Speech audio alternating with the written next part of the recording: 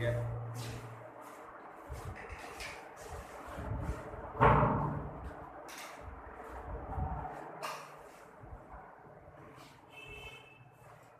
Hello बच्चों, good morning to class 10 students. देखिए, on previous day we have discussed about acids and dilute and concentrated acid, concentrated acids and dilute acids, and how dilution takes place, how dilution is done, है ना, dilution of concentrated acid is done, how to make a concentrated acid into dilute acid, how to make a dilute acid from a concentrated acid, about which we have discussed. Now we have discussed here, dated on 9/7/2020, class 10 chemistry, chapter 2 acids, bases and salts. Topic is given here, properties of acids. अम्लों के गुणों के बारे में समझना है। Properties of acids के बारे में हमको देखना है कि एसिड्स के प्रॉपर्टी क्या क्या होते हैं। हमको इसको जानना है कि एसिड्स के प्रॉपर्टी क्या क्या होते हैं। सामान्य रूप से हम समझते हैं कि जो प्योर जो माइनरल एसिड्स होते हैं, प्योर माइनरल एसिड्स, वे कलरलेस लिक्विड होते हैं। Pure mineral acids are colourless liquid, है ना। अब कार्बनिक अम्ल जो होते हैं, कार्बनिक एसिड, वो भी रंगहीन द्रव या उजले ठोस के रूप में भी होते हैं। कार्बनिक एसिड कलरलेस होगा या व्हाइट सॉलिड के रूप में होगा। दूसरी बात हो गई। तीसरी बात यह है कि सभी खनिज अम्ल और निम्न कार्बनिक अम्ल जल में घुलनशील होते हैं। मीन्स ऑल इनऑर्गेनिक, या यूं कहें कि all mineral acids and lower कार्बनिक acid are soluble in water. यह बात समझ में आई। चौथी बात यह है कि निम्न कार्बनिक अम्ल तथा सांद्र खनिज अम्ल तीखी गंध वाले होते हैं। तो निम्न कार्बनिक अम्ल यानी कि लोअर कार्बनिक एसिड और, है ना, लोअर कार्बनिक acid and concentrated mineral acid are with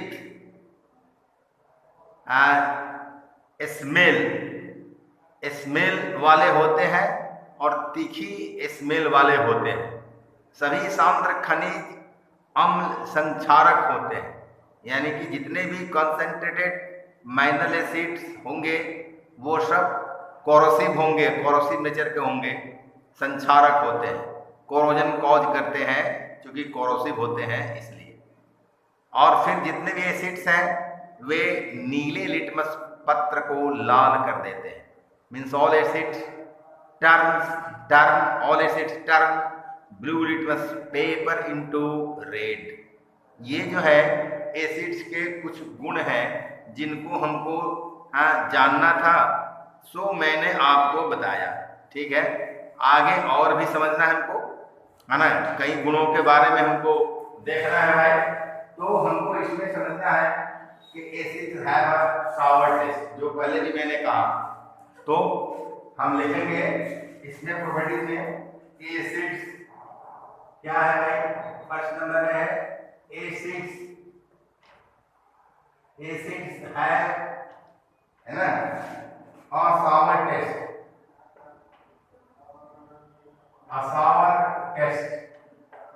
खट्टा स्वाद होता है, खट्टा स्वाद सावर टेस्ट होता है एसिड्स का, है ना। फिर एसिड्स, अभी जो मैंने हिंदी में कहा, एसिड्स एसिड टर्न्स, है ना, blue litmus paper, blue litmus, है ना, into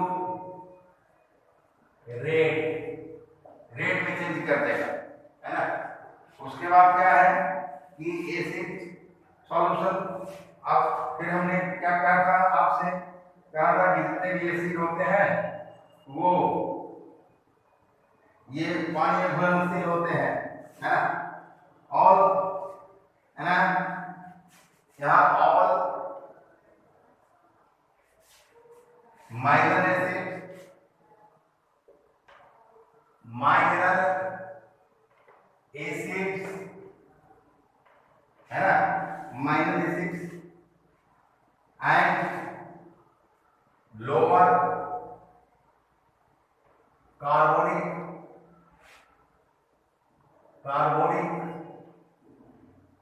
acid are soluble in water, ये गुण है एसिड के, पानी में घुलनशील होते हैं भाई, वाटर में सॉल्युबल होते हैं, समझा। उसके बाद फिर क्या होते हैं ये, आपको ये लोअर कार्बनिक acid, lower carbonic acid and mineral acid, कौन सा acid, mineral acid, mineral acids have a smell, है ना, तो इसको स्मेल होता है, स्मेल रखते हैं, है ना। और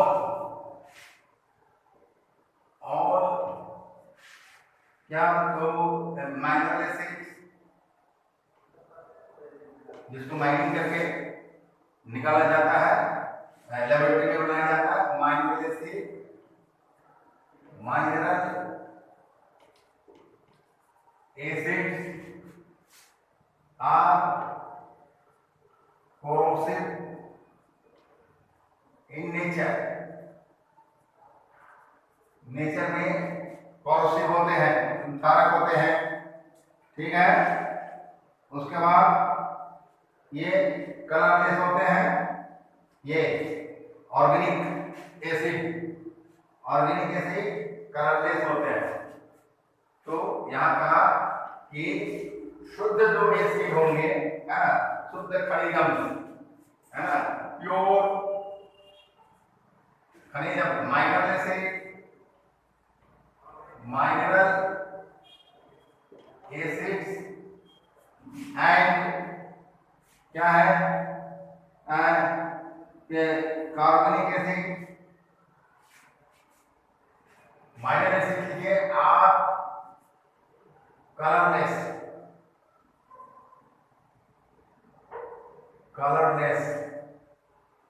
liquid,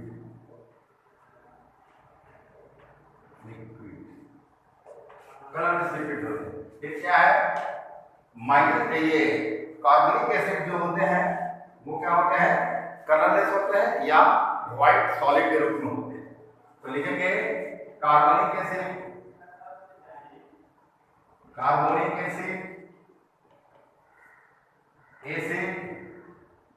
is colourless liquid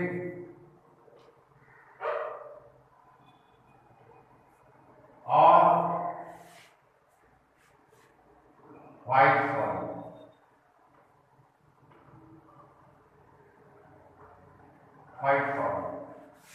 Carbonic acid is found colorless liquid or white solid. इस फॉर्म लिख लीजिए या चलिए चलेगा, इजीली, ठीक है। सो कार्बनिक acid is colorless liquid of white solid Pure mineral acids are colorless liquid. All mineral acids are corrosive in nature. Lower carbonic acid and mineral acids have a smell. All mineral acids and lower carbonic acid are soluble in water. Acids traps blue litmus into red. Acids have a sour taste. इतने गुणों के बारे में हमने समझा acids के बारे में। उसके बाद आगे क्या है कि एसिड्स है ना, acids react with acid solution conduct electricity. 8 में है क्या, एसिड सॉल्यूशन है ना, एसिड सॉल्यूशन है क्या, acid solutions conduct electricity।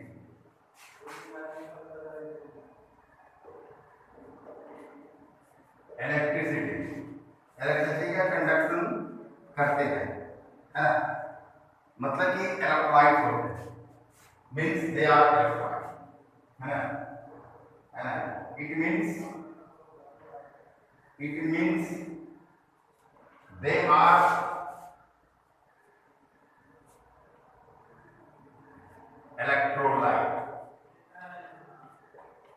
electrolyte यानी कि वे इलेक्ट्रोलाइट्स होते हैं। ठीक है, ये बात समझ में आएगी। अब आगे हमको समझना है एक इम्पॉर्टेंट बात है कि ये आपको ये समझना है कि जितने भी एसिड्स होते हैं वो इलेक्ट्रोलाइट्स होते हैं। When an acid is dissolve in water, जब किसी एसिड को हम पानी में डिजॉल्व करते हैं, we get the acid solution. क्या मिलता है हमको, एसिड सॉल्यूशन मिलता है। And the solution of all the acids conduct electricity.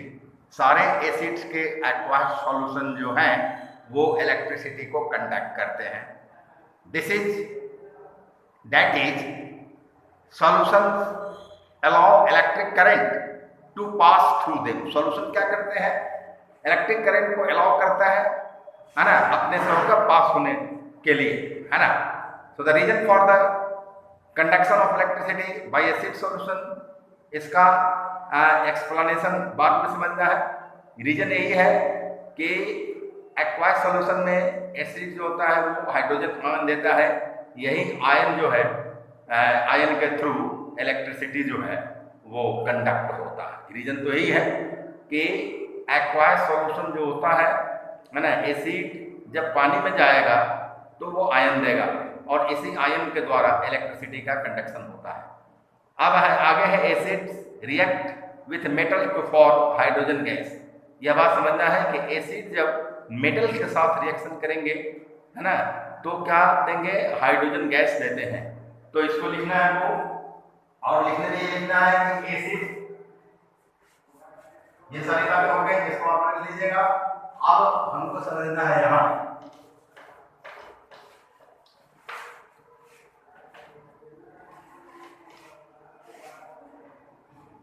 की acid react with metal to form hydrogen gas.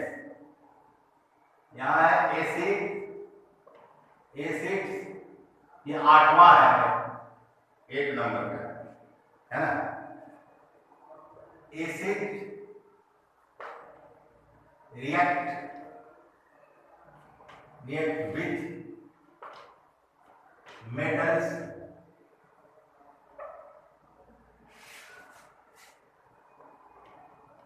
Metals है ना, और देते क्या है, to form hydrogen, to form hydrogen gas. ये हाइड्रोजन गैस देता, यानी मेटल प्लस एसिड, है ना, सॉल्ट एंड हाइड्रोजन। क्या होगा, मेटल, कोई मेटल अब प्लस एसिड, ये क्या देगा, ये हमको देगा, है ना, salt, corresponding metallic salt and plus water, है ना। जब मेटल, धातु, एसिड अम्ल से रिएक्शन करते हैं तो करस्पॉन्डिंग साल्ट बनता है ना। इस धातु का साल्ट बनेगा, जो धातु का उसका साल्ट बनेगा, उसका साल्ट बनेगा और वाटर मिलेगा, है ना। नमक और वाटर मिलता है। नमक कौन? इस धातु का नमक, धातु का साल्ट मिलेगा। तो ये चीज हमको मिलता है ना। सॉरी, हाइड्रोजन गैस मिलेगा। सॉल्ट है हाइड्रोजन, हाइड्रोजन गैस ये हमको मिलता है ना। तो यह बात हमारे समझ में आई कि भाई ये metal plus acid sign of salt plus hydrogen gas. ऐसा एग्जांपल आप देखिए, केमिस्ट्री के लैब में हाइड्रोजन गैस बनाने का सिद्धांत है कि जिंक धातु पर, जस्ता जिसे कहते हैं जिंक धातु पर, है ना, सल्फ्यूरिक एसिड जो है वो डाइल्यूट सल्फ्यूरिक एसिड हम क्या करते हैं, डाइल्यूट सल्फ्यूरिक एसिड से रिएक्शन करवाते हैं। जिंक जस्ता पर, जिंक यानी जस्ता धातु पर डाइल्यूट सल्फ्यूरिक एसिड डालते हैं, रिएक्शन होता है और रिएक्शन होने के बाद सॉल्ट जिंक सल्फेट बनता है और हाइड्रोजन गैस लिबरेट होता है। तो ये तो सिद्धांत है केमिस्ट्री के लैब में हाइड्रोजन गैस बनाने का। जब भी आप हाइड्रोजन बनाएंगे तो किसी विधि से बनाएंगे, सिद्धांत है, principle Zn plus H2SO4 sign of gift ZnSO4 plus H2। तो यहाँ Zn हो गया जिंक प्लस H2SO4, है ना, ZnSO4 प्लस H2 ये बनता है, समझा। तो इस तरह से हमको मिला, ये सॉलिड सब्सटेंस है भाई, ठीक है, ये एक्वायस है भाई, ठीक है, कोई बात नहीं। ZnSO4 क्या है, ये भी एक्वायस ही है, ठीक है, ये गैस है, ठीक है। इस तरह से हमको ये मिलता है, ये बैलेंस केमिकल इक्वेशन है भाई, ठीक है। अब इस तरह से हम देखते हैं आगे फिर क्या है, इसमें हमें देखना है कि जैसे आप देखिए कि ये Zn है, अब आयरन है, Fe का हम देखेंगे, Fe प्लस H2SO4 क्या बनेगा, H2SO4 FeSO4 plus FeSO4 plus H2। यहाँ ये सॉलिड है, ये एक्वायस सॉल्यूशन में है, ये एक्वायस है, ये फिर गैस है, ठीक है। उसके बाद फिर क्या है कि हम एल्यूमिनियम को ये रिएक्शन कराते हैं, एल्यूमिनियम Al प्लस हम HCl से रिएक्शन कराते हैं, HCl, है ना। Al प्लस HCl क्या बनेगा, AlCl3 sign of AlCl3 plus H2 बना है यहाँ। तो अब इसको हमको बैलेंस करना है, देखिए, तो यहाँ आप AlCl3 प्लस H2, तो यहाँ हाइड्रोजन तो यहाँ 2 है, यहाँ 1 है, 2 डाल दिए, ठीक है, हाइड्रोजन 2 हो गया, हाइड्रोजन 2 हो गया, क्लोरीन यहाँ 2 है, यहाँ 3 है। तब अब क्या करेंगे हम यहाँ, और एल्यूमिनियम के यहाँ, तो अगर हम यहाँ पर 2 डालते हैं तब 3 गुना 6 हो जाता है क्लोरीन, और एल्यूमिनियम फिर 2 है, यहाँ 2 डाल देंगे तो एल्यूमिनियम तो बैलेंस हो गया 2-2। अब क्लोरीन की बात है तो क्लोरीन यहाँ 2 ही है, एटम लेफ्ट हैंड साइड में, राइट हैंड साइड में 3 × 6 है, तब यहाँ क्या डालेंगे हम, तब यहाँ क्या डालेंगे 6 डालेंगे, तब हो जाएगा। अब हाइड्रोजन यहाँ 6 हो गया और हाइड्रोजन यहाँ 2 हो गया, तब यहाँ 3 डालेंगे, तब ये 2 × 6 atoms of hydrogen in right hand side and 6 atoms of hydrogen in left hand side, है ना। 2 atoms of aluminum in left hand side, 2 atoms of aluminum in right hand side, and 6 atoms of chlorine in left hand side, and 3 × 6 atoms of chlorine in right hand side, 6 atoms of chlorine in left hand side and 2 × 6 atoms of chlorine in right hand side. Therefore, this equation is balanced chemical equation. तो यहाँ भी ये solid है ना, ये aqueous है ना, ये एक्वायस है और ये गैस है, ठीक है। तो इस तरह से एल्यूमिनियम पर जब HCl का रिएक्शन होता है तो एल्यूमिनियम क्लोराइड ये सॉल्ट है, करस्पॉन्डिंग सॉल्ट है, एल्यूमिनियम का सॉल्ट है और हाइड्रोजन गैस बनता है। ये बात समझ में, जब HCl से रिएक्शन होगा उसी तरह से Mg के साथ जब होगा तो क्या होगा, मैग्नीशियम है, Mg प्लस HCl क्या होगा, MgCl2 अब प्लस H2, यहाँ भी हाइड्रोजन गैस मिलता है भाई, है ना। तो इसके लिए क्या करेंगे हम बैलेंस करने के लिए, CH2 यहाँ पर डालते हैं, तो मैग्नीशियम का एक एटम, मैग्नीशियम का एक एटम, है ना, हाइड्रोजन का दो एटम, हाइड्रोजन का दो एटम, क्लोरीन का दो एटम, क्लोरीन का दो एटम, बैलेंस हो गया।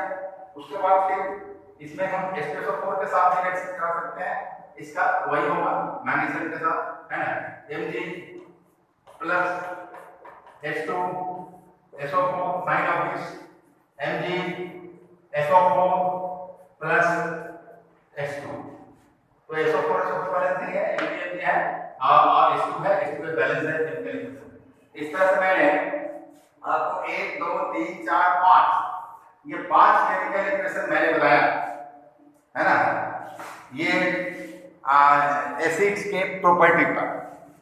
तो प्रॉपर्टी है क्या, तो acids react with metals to form hydrogen gas. Okay, so most of the acid reacts with metal to form salt and evolve hydrogen gas. और इसको हम शो कर सकते हैं, दिस, है ना, कैन बी शो, है ना, दिस कैन बी शोन, है ना, that hydrogen is common to all acids. And इसको शो करने के लिए एक सिंपल एक्सपेरिमेंट है जो आपके बुक में दिया है, पेज नंबर क्या है यहाँ आपको, ये पेज नंबर ये 57 का फिगर 11 में दिया है, तो उसके बारे में आप देखिएगा। फिर भी इसके बारे में हम डिस्कशन करेंगे और वो हम कल डिस्कशन करेंगे। And I think that this much is enough to all of you for today. Okay, thanks to all.